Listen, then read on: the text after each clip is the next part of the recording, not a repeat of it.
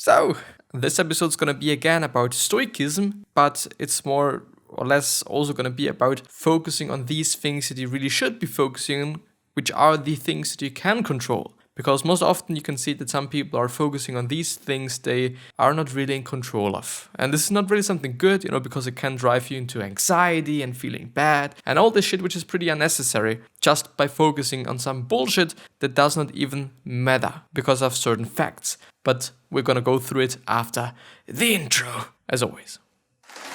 And I'm pumped, just because like the last few days I've actually always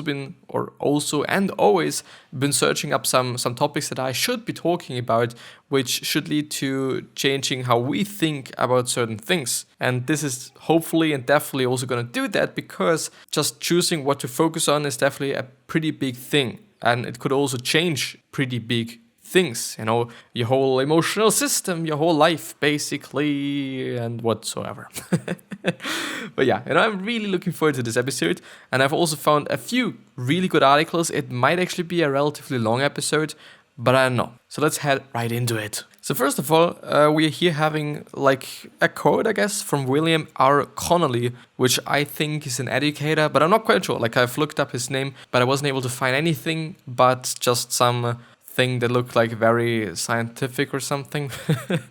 But he said, to avoid unhappiness, frustration, and disappointment, we therefore need to do two things: control those things that are within our power, namely our beliefs, judgments, desires, and attitudes, and be indifferent or apathetic to those things which are not in our power, namely things external to us. And which is, as I said, from William R.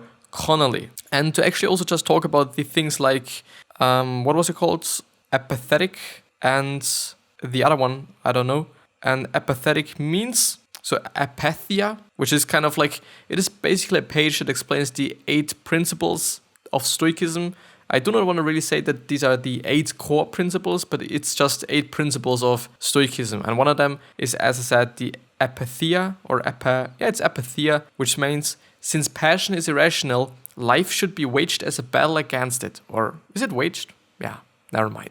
Intense feeling should be avoided. Yeah, which is something that's pretty interesting. Like, in general, in Stoicism, it is most often not that also much about pleasure, just because I'm seeing it. It is not really about pleasure, but it is also about just, as they say, intense feelings in general, which might be one of the points that I'm not really just willing to spread, I guess, which I'm not really willing to kind of say, yeah, okay, this is totally what I think about. But a lot of these principles and a lot of these thoughts that the Stoics are having is definitely something that I appreciate, and it is also definitely something that I would say makes sense to practice and to do and to just incorporate into your life, I would say. So these things that we can't control are, for example, or these things we can control are where my focus is from moment to moment, then my reaction or your reaction to situations, your forgiveness level, where you spend or invest your time, and how much you practice on, or how much practice you put into different aspects of life,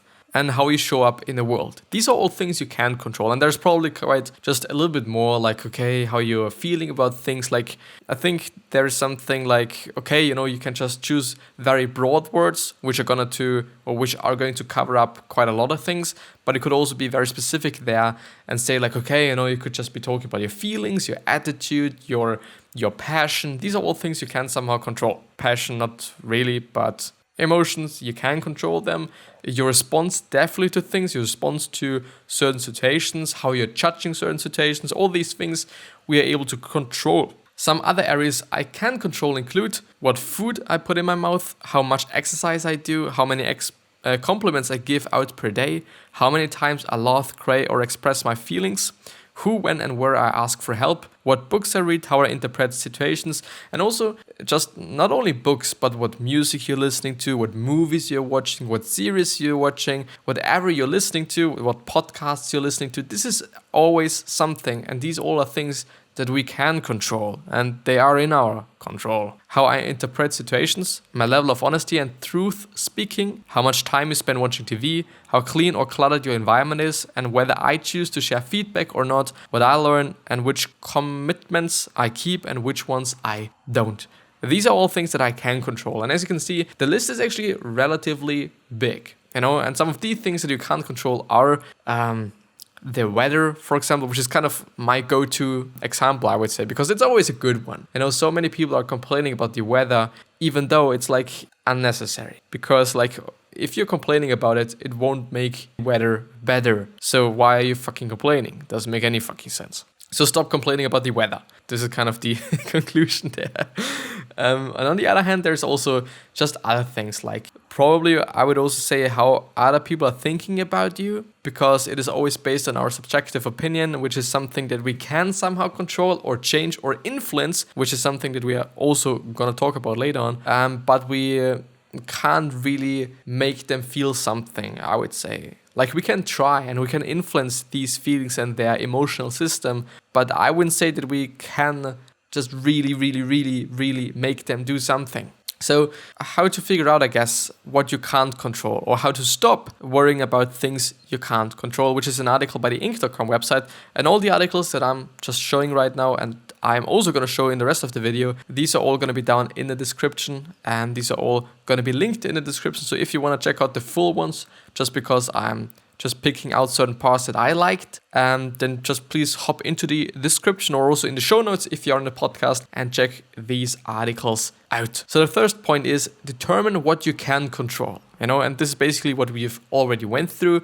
Just have a look at these things, just think about them on your own. Maybe you're actually able to come up with a lot more things that you actually can control or influence. And then the second one is focus on your influence, which is basically what I've been talking about. You can influence people and circumstances, but you can't force things to go your way. So while you can give your child the tools he needs to get good grades, you can't make him get a 4.0 GPA, whatever it actually means. I don't fucking know.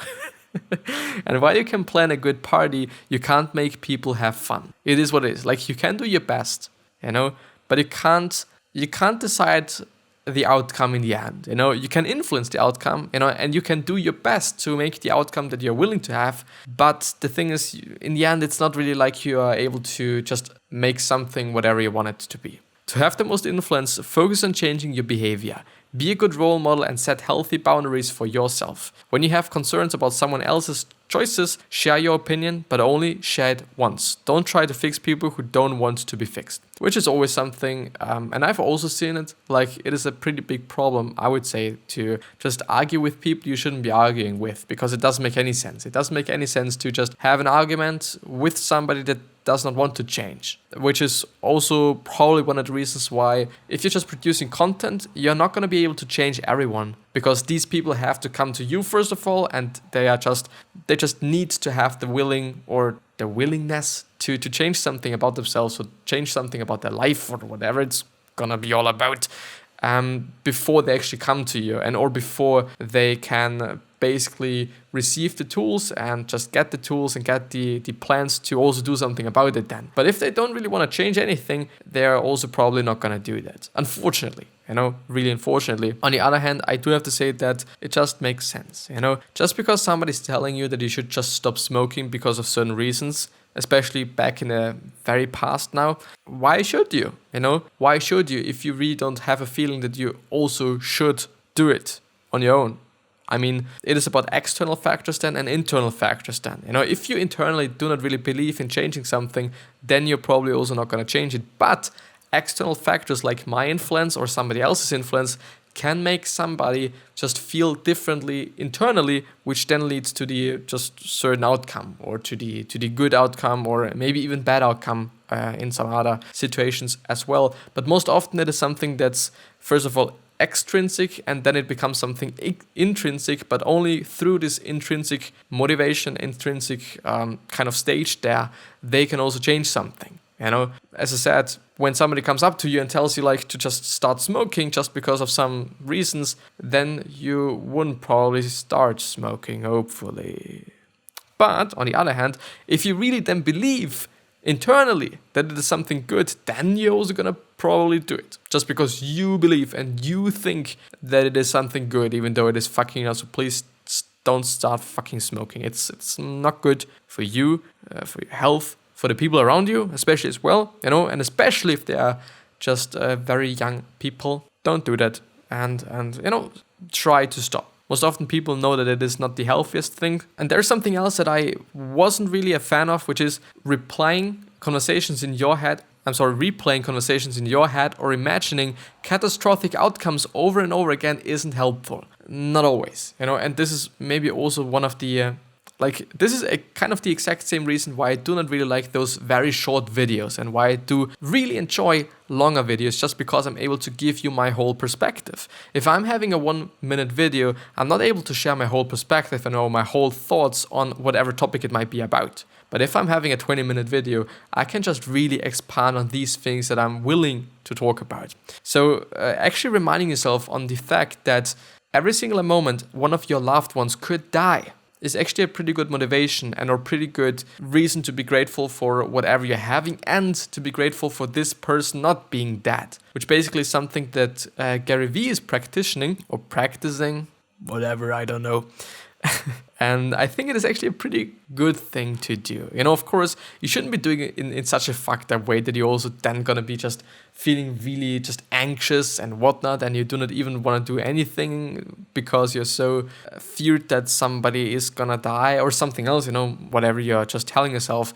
But I think it is a pretty good way to just be thankful for how life is at this point in time and also be grateful. And it is always something nice, gratefulness and thankfulness. It's something important, at least in my point of view. It's something that I think about and feel about and also just really talk about, to be honest. And there we're actually having it. William R. Connolly Ethics Lecture Series. Then director gives William R. Connolly lecture at the University of XYZ and whatsoever. So there's actually a bunch of, I may be linking this down also in the description if you want to just check it out as well, or just Google William R. Connolly, which is Connolly. If you want to just get the full grasp of whatever I'm here talking about, or, if you're on a podcast, especially. Locus of control, which is something that I've kind of accidentally found, to be honest. It is in a Wikipedia article and it's also going to be in the description or in the show notes. And it's basically about focus or focusing on what we are in control of. So basically the same thing that we've been talking about, but it is some sort of just a different approach to it. It's from a different perspective, just because it is about psychology there, or psychology. I'm sorry, because you don't fucking pronounce the fucking P, but rather than just the philosophical view, I would say. So I'm going to read this short one. In personality psychology or psychology, locus of control is the degree to which people believe that they have control over the outcome of events in their lives as opposed to external forces beyond their control. Understanding of the concept was developed by Julian B. Rotter in 1954 and has since become an aspect of personality studies. A person's locus, which is plural, or the plural would be loci, Latin for place or location, is conceptualized as internal. I believe that one can control one's own life. Or external, I believe that life is controlled by outside factors which the person cannot influence, or the chance or fate controls their lives. Individuals with a strong internal locus of control believe events in their life derive primarily from their own actions. For example, when receiving exam results, people with an internal locus of control tend to praise or blame themselves and their abilities. People with a strong external locus of control tend to praise or blame external factors such as the teacher or the exam. And I would heavily suggest that you should be focusing on the first one. Because, and it is something that I've also been talking about just really, really a lot, actually. But I've never been actually talking about it in such a way. And I actually haven't gone through the whole one. Because, I do just somehow highlight some things and then think, okay, let's just talk about it and let's just read it. It's probably going to be something that's good. But the later part, I haven't gone through it. And I think it's amazing. Because it is something that we really often can see. And I would really suggest you to blame yourself. Because if you're blaming yourself, then you are in control. If you're blaming somebody else, then the other person is in control. For example, if you're blaming the teacher, then there is no fucking way that you will ever be able to just gain a better grade. Because it is about the teacher, and it is about the exam, and it is about the whatever. It is about the teacher then. But if you're focusing on yourself, and if you're blaming yourself, then you believe that you can do something about it. You are in control. You do not have to wait till the teacher is just changing the exercises or whatever, or is just learning you more. You are in control then. You can change some things and you can do something about it, about whatever you're pissed about. Pissed about grades is not a really good idea because they don't matter anyway.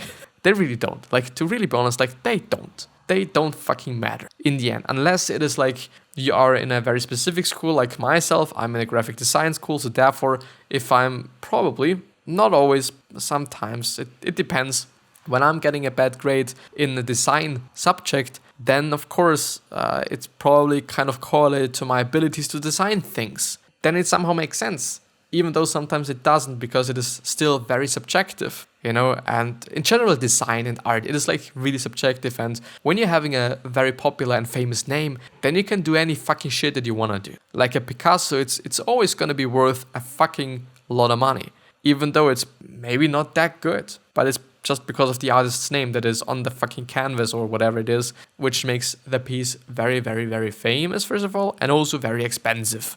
But yeah, it's also with clothes and fragrances, and like it's pretty common, I would say, but still very, very interesting that it is the case. I'm actually having two other articles, if I'm not quite, I'm having two other ones, and the first one is about illness and Stoicism, so the correlation between Stoicism and illnesses and death and all these things, which was something that I thought is pretty interesting, because if you're ill, there's probably there's also a different way to focus on it. The first one is, okay, I'm ill, everything is shitty, I hate my life. And the second one is, wow, I'm now just gaining the time to maybe care about myself and maybe to just relax for once in a while and whatever. Like, there's probably going to be different ways of thinking about it. But as he says, or as they say, illness as an indifferent. According to Stoicism, a person is not confined or constricted by her health condition or his health condition. Her health condition does not define her as a person, but rather it is only one aspect of it, and an indifferent one at that. To paraphrase Epictetus, her illness affects her body but not her choice and not her ability to pursue virtue. And virtue is basically what every Stoic should be going for. It's basically the big goal of Stoicism, that you're gonna just get to the state of virtue, I guess. It is and I would say so, yeah, because even though you're ill, you still can focus on some things that matter, and you still can just view it as something that's pretty good. Of course, if you're thinking about just illnesses and being ill, you can, as I've said before, you can just view it as, okay, something really bad and something really shitty and you hate your life and whatever. But on the other hand, there's also a way to just think about it as something that's quote unquote good. You can really think about it in such a way. Pursuing virtue or excellence of character, which is kind of the explanation for virtue, the excellence of character, because the Stoics really said that having a good character is kind of just the base of everything. You need to have a good character, which is also something that I would like to just share, I guess. I really think it also makes sense. I reckon that a chronic condition may act as a spur to pursue virtue thanks to their heightened sense of morality I referred to earlier. Especially if a person living with a chronic condition embraces a philosophy of life like Stoicism, he will be more keen to make every day count, to get his priorities right, and to lead a life of purpose and strive for excellence of character. Which is always nice to hear. It is amazing to hear something like that. And last but not least, we are gonna talk about anxiety. Anxiety in terms of the future, in terms of the past, and all those things. You might are doing it as well. I'm doing it as well. Oh no, I'm gonna have my A levels or the SAT, if it is actually like they're called. I don't know in just the United States. Not quite sure. But I'm gonna just finish school. I'm gonna graduate, and I'm gonna have my big exams the next year. And I'm actually honestly a little bit just afraid of them, because it is a pretty huge thing. Of course, I don't really care if I'm just getting the best grades there, just because I don't know, I focus on my design things and I'm just willing to be a good designer, and I'm not gonna be a good designer by having good fucking grades in fucking math. So yeah, you know what I'm talking about, So yes, let's read. True happiness is to enjoy the present without depends upon the future, not to amuse ourselves with either hopes or fears, but to rest satisfied for he that is once nothing. The greatest blessings of mankind are within us and within our reach. A wise man is content with his lot, whatever it may be, without wishing for what he has not. A wise man is content with his lot, whatever it may be, without wishing for what he has not. Which is amazing, by the way.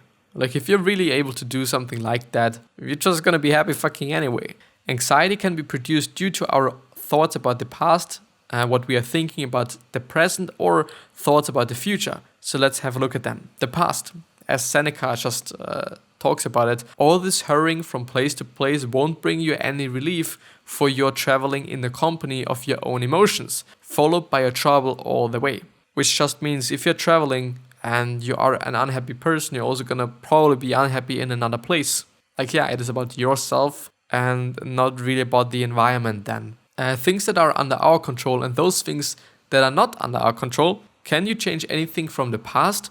Do you have any control over things that have already happened? And the answer is, of course, no. You can't control these things. You can only just choose how you're thinking about those things. Of course, if you're always thinking about the past as something that's like, it's so cringy what I did in the past, I've always been such a fucked up person and whatnot, which I'm, by the way, also doing, it doesn't make any sense. Because you can't change it anyway. You can change how you are at this point in time. You can change how you are in the present and how you think about these things in the present. But you can't change anything about the past, and therefore it's just really unnecessary to also argue and complain about the past and whatnot. But yeah, the present. Wild animals run from the dangers they actually see, and once they have escaped them, worry no more. We, however, are tormented alike by what is past and what is to come. A number of our blessings do us harm, for memory brings back the agony of fear, while foresight brings it on prematurely. No one confines his unhappiness to the present. Like, the last one is a pretty huge statement. No one confines his unhappiness to the present. Like, I'm not quite sure, but I would say that most often we're actually thinking about the future. So yeah, which is, by the way, from Seneca, and the next one is from Epictetus. Caretake this moment. Immerse yourself in its particulars. Respond to this person or that person, this challenge, this deed. Quit the invasions. Stop giving yourself needless trouble. It is time to really live, to fully inhabit the situation you happen to be in right now. You're not some disinterested bystander. Participate. Exert yourself, which is about the present. And now let's talk about the future. And I'm also going to link it down because this is particularly, I think, a good one. You're able to learn quite a lot of things from it, I guess. Marcus Aurelius said we needed three things for a happy life, and they all involve the present moment. The first one is objective judgment, now at this very moment. Unselfish action, now at this very moment. And willing acceptance, now at this moment, of all external events. But let's talk about the future. He suffers more than necessary who suffers before it is necessary. Wow, fuck, man. It is amazing. I think it's one of the best fucking quotes that I've ever heard in my fucking life. He suffers more than necessary who suffers before it is necessary. It is like, just first of all, it's just some rap shit, which I'm enjoying, by the way, But it's amazing, to really be honest, like, it is fucking amazing. Fuck, man. And the second one is again from Epictetus, and I know I'm hoping for something good as well. Make the best use of what it is in your power and take the rest as it happens. Okay, it's the truth. It is not something extraordinary, but I fucking love that. He suffers more than necessary who suffers before it is necessary. Because it really is the case. And the problem there is, Stoicism is a fucking philosophy that emerged in, 2,000 years fucking ago. It's like, are we really that developed? Even though, or just because we're still kind of thinking about the exact same motherfucking things as we have been talking about and thinking and teaching about fucking 2,000 and maybe even more years ago. I don't know. I think we're actually just really... Okay, I'm not gonna say that. Never mind. It's been an amazing episode. I really enjoyed when I'm actually knowing what to talk about, and when I know that what I'm actually talking about is makes sense, is something good. It's hopefully going to help somebody, and it is hopefully helping you. But yeah, this is actually going to be the end of the episode. So I wish you the best health, happiness, and also success, and also hope that you're going to remind yourself and you're going to be remembered, which basically means your legacy, which basically means just being a good person and then also going to be remembered as a good person. And think about Stoicism, I would say. 3 other questions that I'm having for you are: why are you here? What are you trying to change? And what is bothering you the most? And these 3 questions are hopefully gonna show you the purpose and maybe even a business idea, I'm hopefully gonna see you the next time. So please subscribe to the podcast or something and to the YouTube channel, as you can see there. But yeah, I'm gonna see you. I hope. Bye.